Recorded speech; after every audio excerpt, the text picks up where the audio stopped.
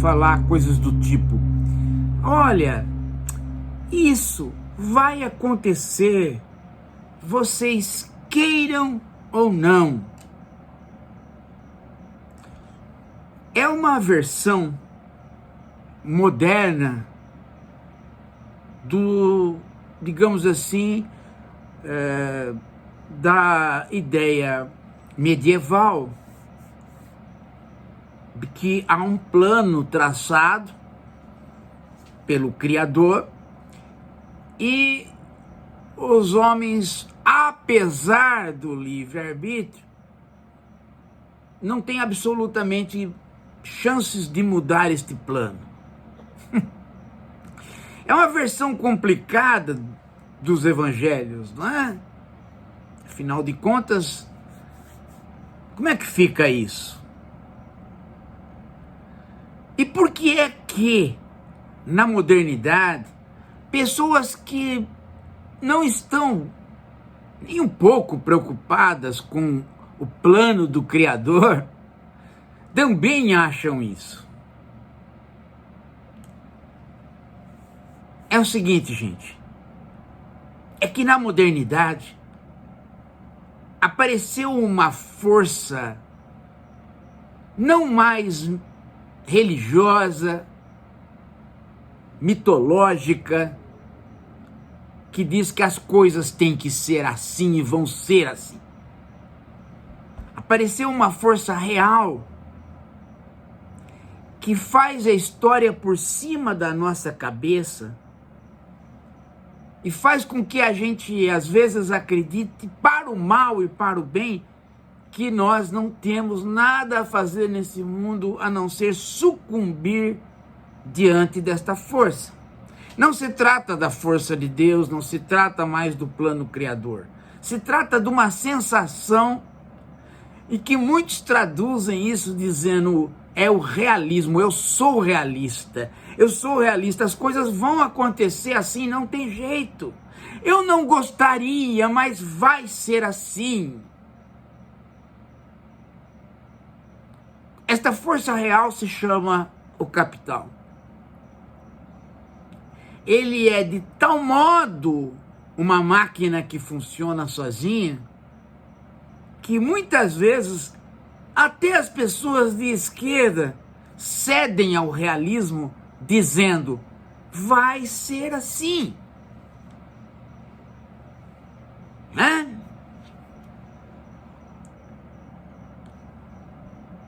O capital tem uma função, gente. Quando ele perder esta função, não há mais o capitalismo. Não existe capital fora do capitalismo. O capital é valor em movimento, ou, traduzindo nos nossos termos representativos, dinheiro em movimento. Em movimento, parado não é capital. E este dinheiro se movimenta em que sentido? No sentido que nós colocamos nele? Não. No sentido que ele próprio se coloca, ele tem um sentido inerente a ele. Qual? Ele quer crescer. Ele não se movimenta para diminuir, ele se movimenta empurrando os homens a fazerem com que ele cresça. Então é o acúmulo capitalista.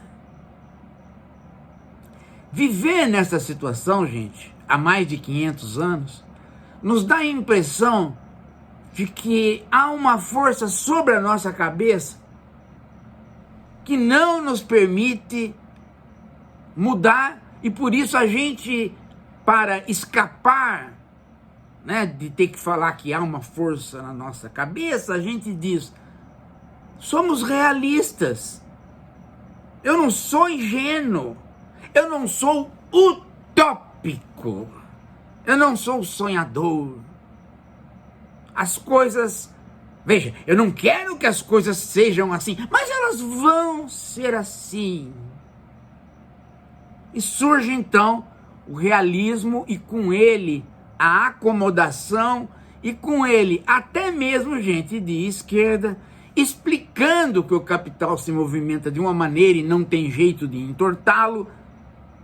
E aí se diz a seguinte coisa: olha, não tem como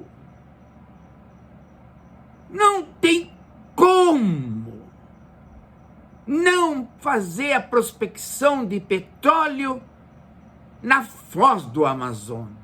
Porque se nós não fizermos, o capital querendo crescer vai empurrar outros a fazerem. Então, se tem que ser feito porque o capital manda, dadas as explicações do próprio Marx e do Paulo Giraldelli, então, que pelo menos seja uma mão benévola nacional, que é a Petrobras.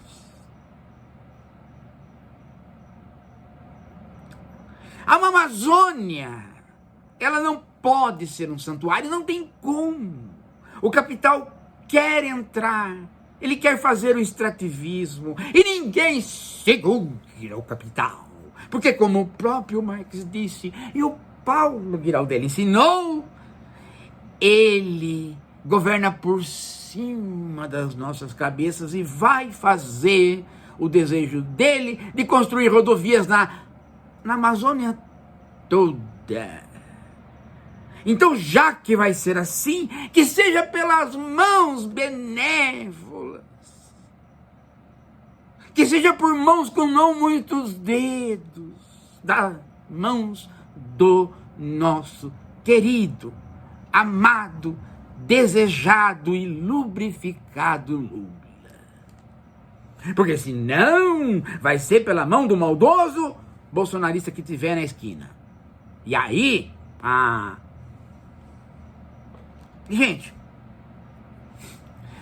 quando a gente ensina que o capital trabalha no sentido do acúmulo, e a gente diz que ele governa por cima das nossas cabeças, e que ele, capital, nos dá a impressão de nos deixar de lado, isso não quer dizer, de maneira nenhuma, que nós, homens, não podemos empurrá-lo para outro lado. Nós podemos fazer duas coisas: ou eliminá-lo e sair do capitalismo, ou continuarmos no capitalismo e empurrarmos o capital para outro lado. Não, professor. Então o senhor ensinou errado, porque o senhor falou que ele governa sobre as nossas cabeças. Ele governa sobre as nossas cabeças. Por isso que nós temos a impressão de que a gente não muda, de que há uma força exterior que faz com que o desenvolvimento sustentável, insustentável, imbrochável, imbrochável continue. Isso é uma sensação verdadeira, mas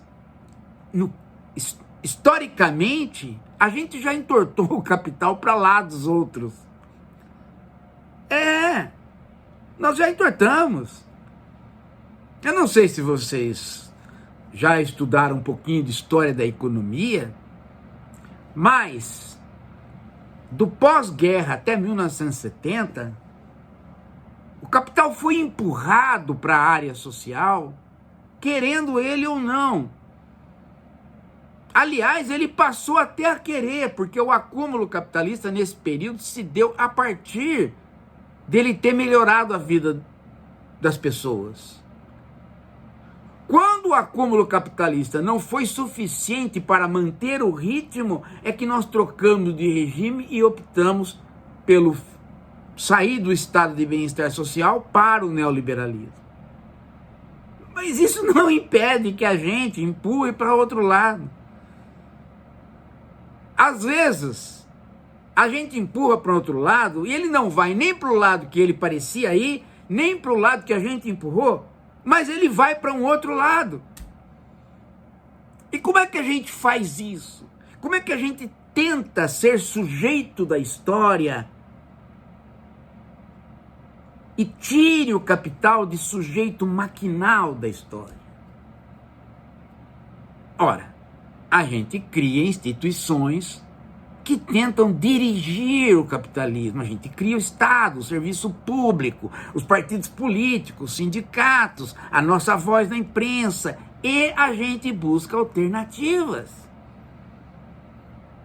No momento atual, gente, nós construímos uma alternativa para regrar o uso do capital nos lugares onde há um afeto ecológico, climático muito sério, chamado IBAMA. Ele protege o meio ambiente através de pareceres técnicos que dizem qual vai ser o impacto no campo daquele ecossistema de uma obra. E o IBAMA atualmente está dizendo que os estudos técnicos não aconselham a prospecção de petróleo na foz do Amazonas. Acontece que o capital, quando empurrado desta maneira, olha, você não vai, ele sente e diz, eu sou dinheiro em movimento, eu quero me movimentar, eu quero crescer, com quem que eu posso contar? Esse tal de IBAMA aí. E tem também aquela mulher, né, a Marina Silva, que fica dando, quer saber de uma coisa?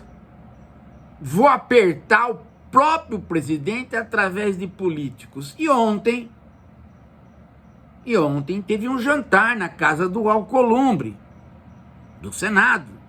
E o Lula foi. Por quê? Porque o Lula precisa, de qualquer maneira, estabelecer uma boa relação com o Congresso para poder fazer passar alguns projetos, principalmente agora que a aguinha está batendo no bumbum de todos nós da esquerda, porque a popularidade do governo não está lá tranquila, né? Então, a política de satisfazer os interesses do capital começam a ficar mais fortes do que a política que procura satisfazer os interesses humanos no sentido de tornar o capital subserviente a nós. E aí, lá na reunião, o Lula tratou de deixar os senadores tranquilos quanto à opção dele, que é sincera, de que ele quer o desenvolvimento sustentável da Amazônia, ele quer a prospecção, ele quer a abertura de rodovia.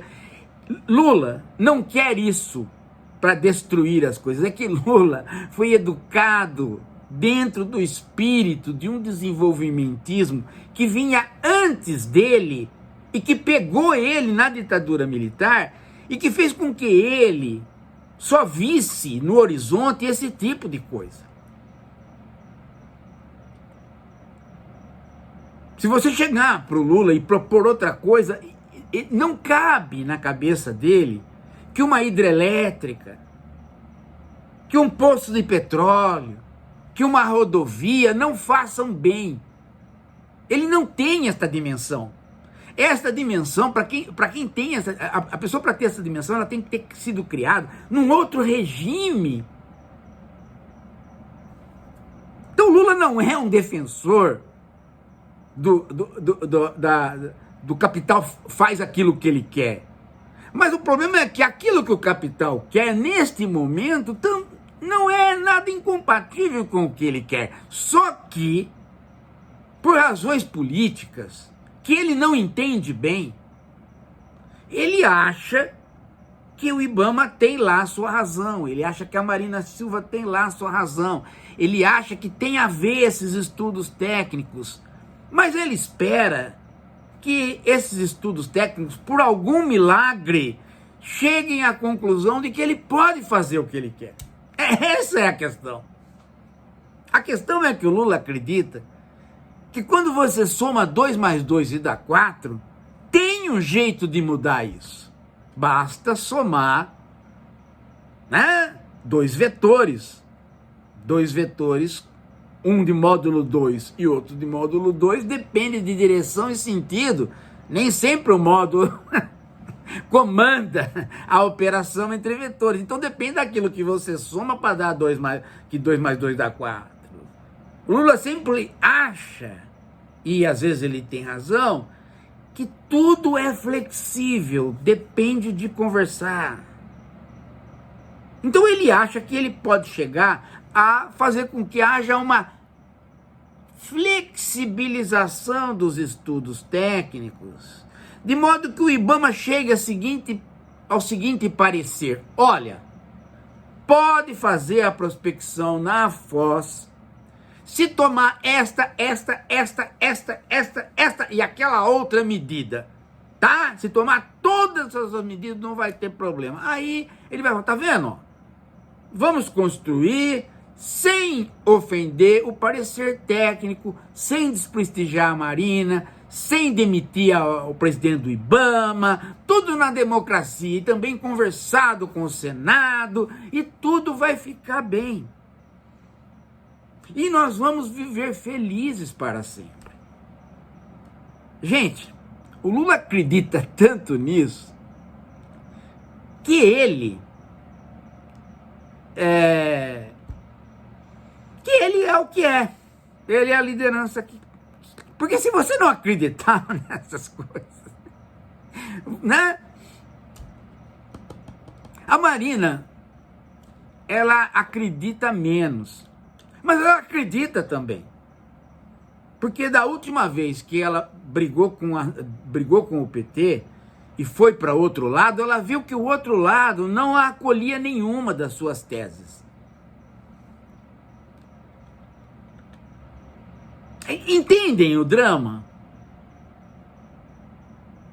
Esse drama é um drama que professor, o senhor está falando o que, afinal? O que nós devemos fazer? Vocês devem pensar e não querer ordem minha do tipo assim, bom, então o senhor está falando contra o fulano de tal? Não estou falando contra ninguém, eu estou falando que as coisas se desenvolveram dessa maneira. Muita gente é realista e acha perfeitamente que é muito inteligente por ser realista. Eu não sou realista, gente. Eu não sou realista, eu não sou desenvolvimentista, eu não sou progressista.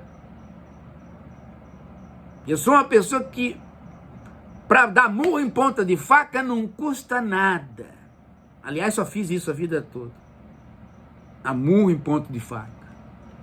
Porque o filósofo, gente, ele tem um outro compromisso.